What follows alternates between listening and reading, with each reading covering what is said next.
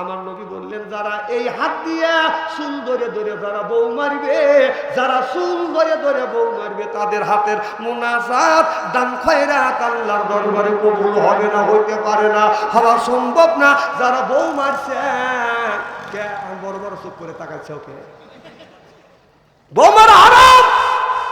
আল্লাহ রসুল বলেছেন, রসুলের 11টা স্ত্রী ছিলেন, একটা স্ত্রীর গায়ে হাত তোলে নাই। সুবহানাল্লাহ, তো জোরে কর। আর আপনারা বউ মারে মা বোনের আজকের ওয়াজ শুনে বলবি না, হারে এত সুন্দর সোনার মৌলবী কোনে আছিল হুজুর, আমার বলে দাম নাই, সব্বনেশের চুল ধরে ধরে পেটে ভালো করে বুঝো।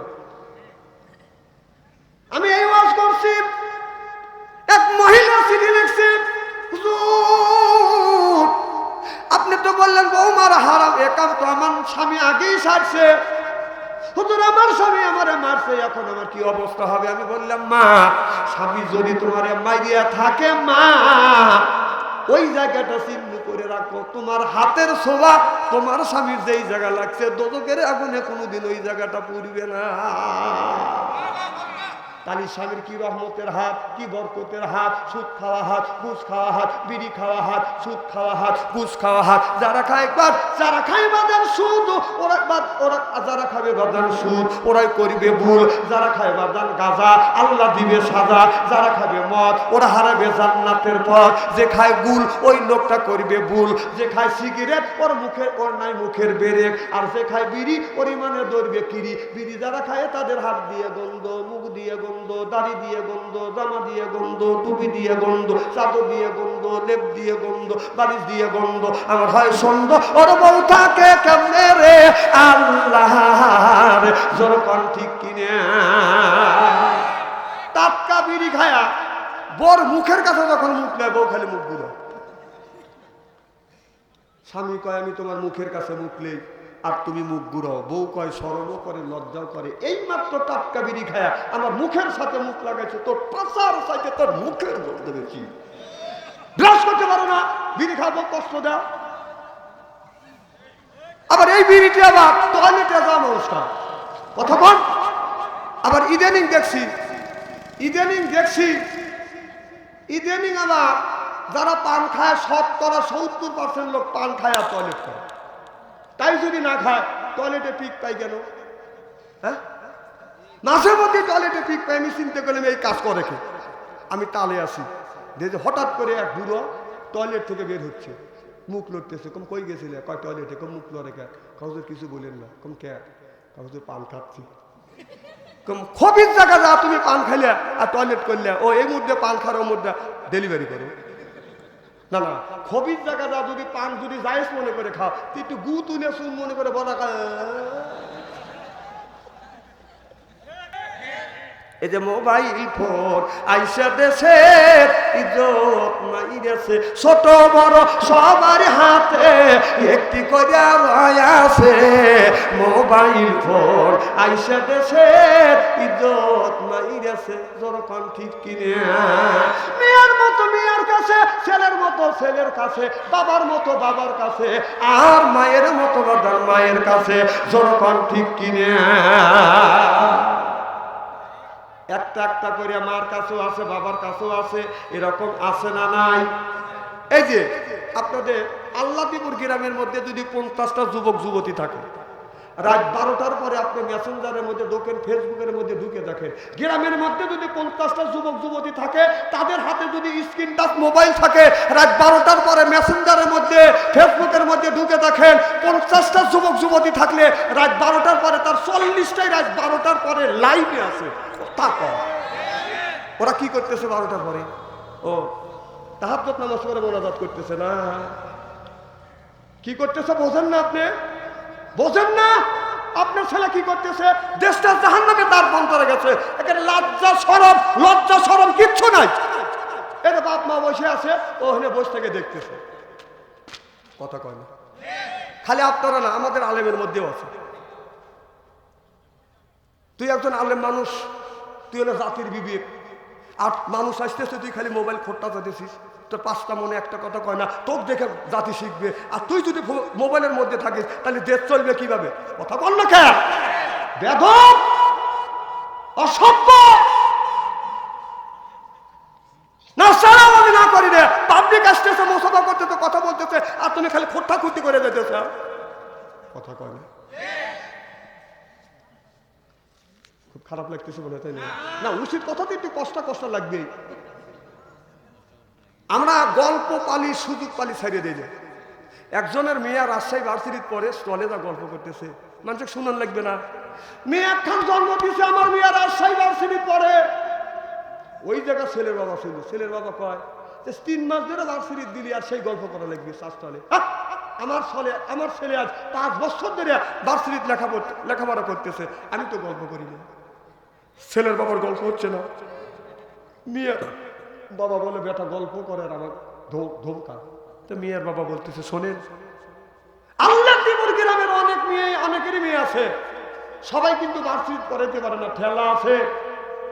আমার মেয়ে রাজশাহী ভার্সিটি পরে মাসে লাগে 10,000 টাকা। তো ছেলের বাবা বলতেছে, তোমার মেয়ে রাজশাহী ভার্সিটি পরে মাসে লাগে 10,000 টাকা, এই গল্প কি স্টলে এসে করা লাগবে নাকি? আমার ছেলে ওই ভার্সিটি পরে মাসে লাগে 20,000 টাকা, আমি তো গল্প করছি না। ছেলে বাবার গল্প হচ্ছে না। মেয়ের বাবা রেগে গেছে, কি তোমার ছেলে সে ক্লাসে যে ভার্সিটি, আমার মেয়েও সেই ক্লাসে সেই ভার্সিটি, তো আমার মেয়ের লাগে মাসে 10,000 টাকা আর তোমার ছেলের মাসে 20,000 টাকা লাগে, কারণ কি? গালগপ্পর জায়গা পাও না, কারণ কি এত টাকা লাগবে? তার মানে তখন ছেলের বাবা বলতেছে, তোমার মেয়ের মাসে 10,000 টাকা লাগে আর আমার ছেলের মাসে 20,000 টাকা লাগে, কারণ হলে এই, তোর মেয়ে মিস কল দেয়, আমার ছেলে ব্যাক করে।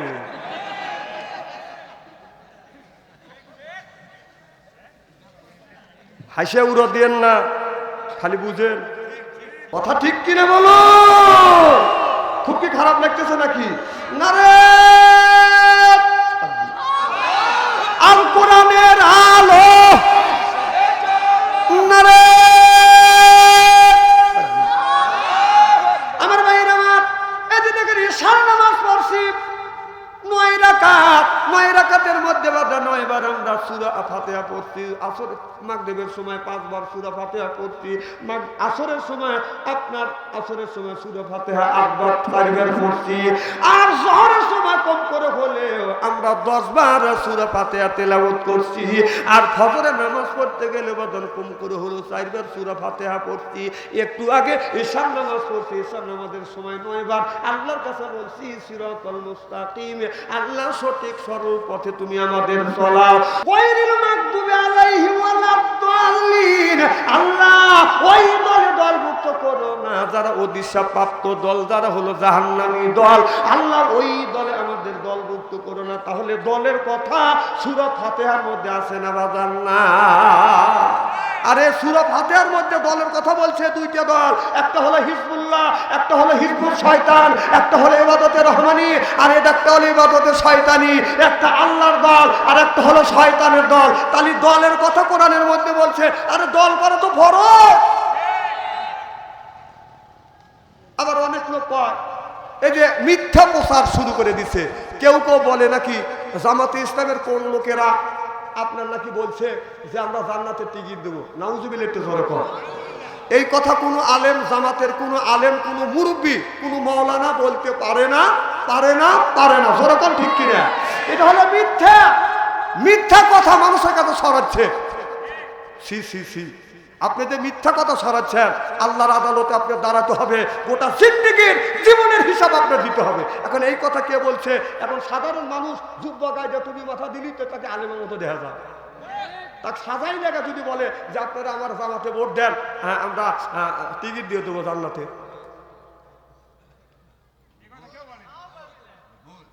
তাও বলবে আপনারা যে মিথ্যা কথা ছড়াচ্ছেন আপনাদের কি মরতে হবে না?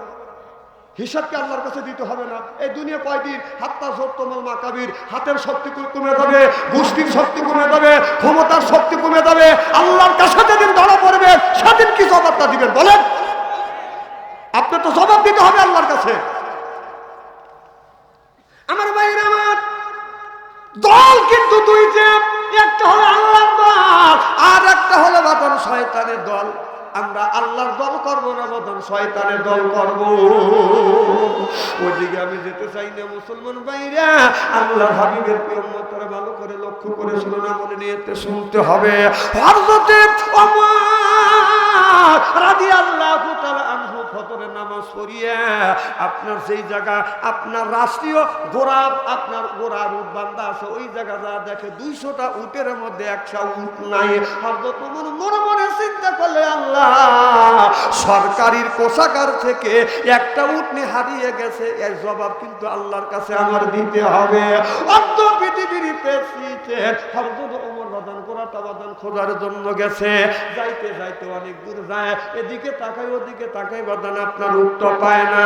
হযরত ওসমান রাদিয়াল্লাহু তাআলা আনহুর সাথে ওমরের যখন সাক্ষাৎ হয়েছে, হযরত ওসমান রাদিয়াল্লাহু তাআলা আনহু বলতেছি, ইয়া আমিরুল মুমিনিন খলিফাতুল মুসলিমিন, আপনি মাঠের মধ্যে একা একা যাচ্ছেন আর এদিক এদিক তাকাচ্ছেন, কি যেন আপনি হারিয়েছেন।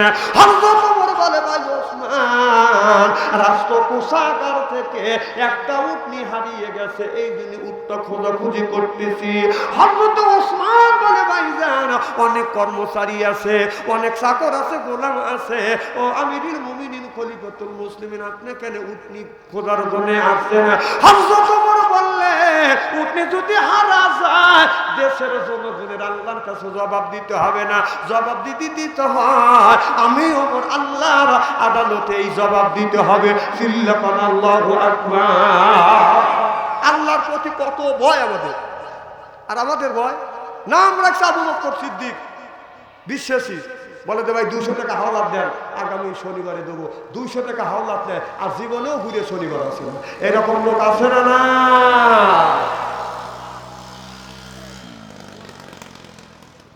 এই হুন্ডা তো খালি 9 বার গেল আর আগে ফাট ফাট করে তার সাইলেন্সারে বাতি নেই, তোর এনতে বারবার যাওয়া লাগবে কেন? দেখাচ্ছে আমার হুন্ডা আছে, এগুলো আমাদেরও আছে, আমাদের কোনো ঘো ঘো করে, ফেরফার করে না। কয়বার গেল কন?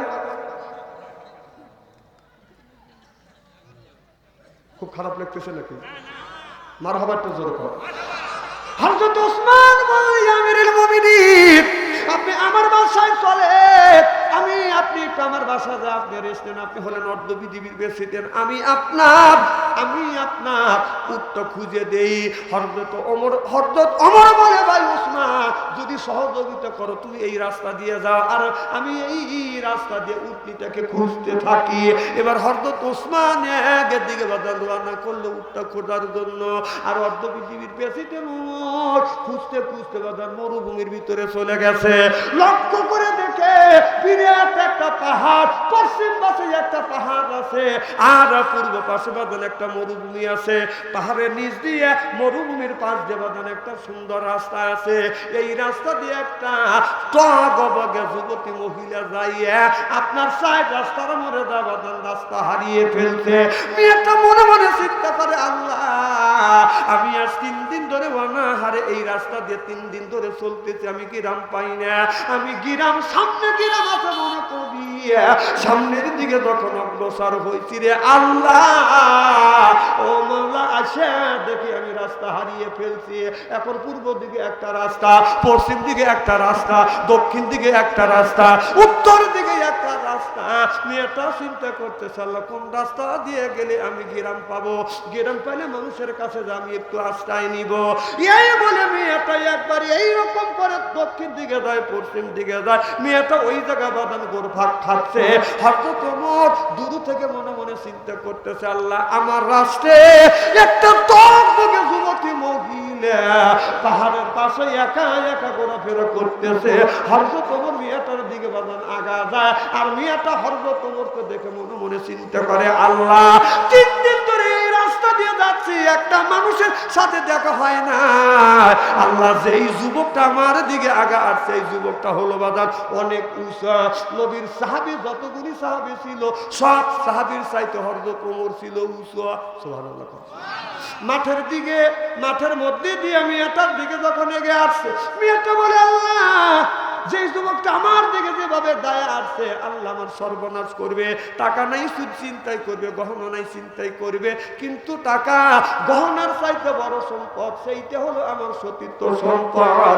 আল্লাহ, এই যুবকের দ্বারাই যদি আমার সতীত্ব সম্পদ নষ্ট হয়ে যায়, আল্লাহ তোমার কাছে সাহায্য চাই। আল্লাহ, আমার সতীত্বকে তুমি হেফাজত করো, আমি কিন্তু পারলাম না। সিল্লাকান আল্লাহু আকবার। টাকা হারাম দলিল হারা গেলে বাদান দলিল পাওয়া যাবে, সার্টিফিকেট হারা গেলে সেটা বাদান পাওয়া যাবে। কিন্তু কোন যুবক আর যুবতী জীবনে একটিবারের জন্যও যদি চরিত্র নামে সার্টিফিকেট যদি হারিয়ে ফেলে, চরিত্র নামে সার্টিফিকেট একটিবারের জন্য যদি হারিয়ে ফেলে, জীবন ভরা কান্দে কান্দে কান্দে কাঁদতে এই নিয়ে এই যুবকটা চরিত্র নামে সার্টিফিকেট ফেরত পাবে না। চিল্লা কম ঠিক কিনে? আজকে আমাদের চরিত্র চলে গেছে ঘটনা আপনার ফেসবুকের ভিতরে। এই যে মোবাইল ফোন আইসা দেশে ইজ্জত মাইরেছে, ছোট বড় সবার হাতে একটি করে আছে। মোবাইল ফোন আইসা দেশে ইজ্জত মাইরেছে, যখন ঠিক কিনে? মেয়ের মতো মেয়ের কাছে, ছেলের মতো ছেলের কাছে, বাবার মতো বাবার কাছে, আর মায়ের মতো বাবার মায়ের কাছে, যখন ঠিক কিনে? একটা একটা করে মার কাছেও আছে, বাবার কাছেও আছে, এরকম আছে না নাই? এই যে আপনাদের আল্লাহদীপুর গ্রামের মধ্যে যদি 50টা যুবক যুবতী থাকে, রাত 12টার পরে আপনি মেসেঞ্জারের মধ্যে ঢোকেন, ফেসবুকের মধ্যে ঢুকে দেখেন, গ্রামের মধ্যে যদি 50টা যুবক যুবতী থাকে, তাদের হাতে যদি স্ক্রিন টাচ মোবাইল থাকে, রাত 12টার পরে মেসেঞ্জারের মধ্যে ফেসবুকের মধ্যে ঢুকে দেখেন, 50টা যুবক যুবতী থাকলে রাত 12টার পরে তার 40টাই রাত 12টার পরে লাইভে আছে। ওরা কি করতেছে 12টার পরে? ও তাহাজ্জুদ নামাজ পড়ে মোনাজাত করতেছে না? কি করতেছে বোঝেন না আপনি? বোঝেন না? আপনার ছেলে কি করতেছে? দেশটা জাহান্নামে তার বন্তরে গেছে, এখানে লজ্জা শরম কিচ্ছু নাই। এর বাপ মা বসে আছে, ওখানে বসে থেকে দেখতেছে, কথা কয় না। খালি আপনারা না, আমাদের আলেমের মধ্যেও আছে। তুই একজন আলেম মানুষ, তুই হলো জাতির বিবেক, আর মানুষ আসতেছে, তুই খালি মোবাইল খোট্টা দিছিস, তোর 5টা মনে একটা কথা কয় না, তোর দেখে জাতি শিখবে। আর তুই যদি মোবাইলের মধ্যে থাকিস, তাহলে দেশ চলবে কিভাবে? কথা বল না কেন? বেদব, অসভ্য। না সারা আমি না করি রে, পাবলিক আসতেছে, মোসাফা করতেছে, কথা বলতেছে, আর তুমি খালি খোট্টা খুঁটি করে যেতেছ, কথা কয় না? খুব খারাপ লাগতেছে বলে, তাই না? না, উচিত কথাতে একটু কষ্ট লাগবেই। আমরা গল্প পালি, সুযোগ পালি ছাড়িয়ে দিই। একজনের মেয়ে রাজশাহী ভার্সিটির পরে স্টলে যা গল্প করতেছে, মানুষকে শুনান লাগবে না? মেয়ে একখান জন্ম দিয়েছে, আমার মেয়ে রাজশাহী ভার্সিটির পরে, ওই জায়গা ছেলের বাবা ছিল। ছেলের বাবা কয় 3 মাস ধরে ভার্সিটি দিলি, আর সেই গল্প করা লাগবে স্টলে? আমার ছেলে আজ 5 বছর ধরে ভার্সিটির লেখাপড়া করতেছে, আমি তো গল্প করি না। ছেলের বাবার গল্প হচ্ছে না। মেয়ের বাবা বলে বেটা গল্প করে, আর আমার ধমকা। তো মেয়ের বাবা বলতেছে, শোনেন, আল্লাহদীপুর গ্রামের অনেকেরই মেয়ে আছে, সবাই কিন্তু ভার্সিটি পড়াইতে পারে না, ঠেলা আছে। আমার মেয়ে রাজশাহী ভার্সিটি পরে মাসে লাগে 10,000 টাকা।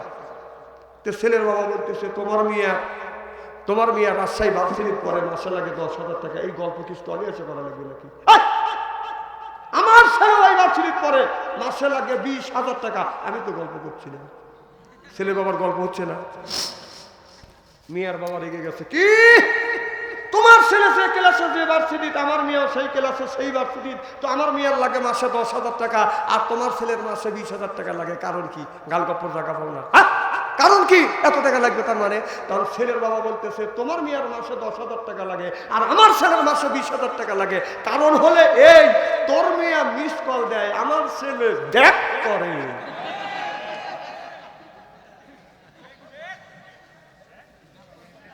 হাসে উড়ো দিয়েন না, খালি বুঝেন। এগুলি বাদ দেন, গল্প করা বাদ দেন। শিক্ষা করতেছ, পড়ুক, মানুষকে জানার লাগবে না। জামাই খুঁজতেছে, ও টেনশন করা লাগবে না। বিশ্ববিদ্যালয় পরিণত হয়ে গেছে এখন, কথা কর না কেন? কারণ ঢাকা যান, 10 কোটার সামনে যান, বিশ্ববিদ্যালয়ের মেয়েরা আর বিশ্ববিদ্যালয়ের ছেলেরা গাছের সাথে একজন আরেকজনের গলা ধরে খালি উঙ্গে চুমোচুমি করতেছে। কয়টা দেখবেন? কি কথা কি খারাপ বলতেছে? যা হয়েছে, আমরা গেছিলাম, কেসে পড়ছিলাম, ওই জায়গায় গেছি, যা দেখছি যে বিশ্ববিদ্যালয়ের মেয়েরা আর বিশ্ববিদ্যালয়ের ছেলেরা, ওরা বিশ্ববিদ্যালয় পরিণত হয়ে গেছে। আমাদের রবীন্দ্রনাথ ঠাকুর বিশ্ববিদ্যালয় আমার সাদাতুর বাড়ির কাছে যা হয়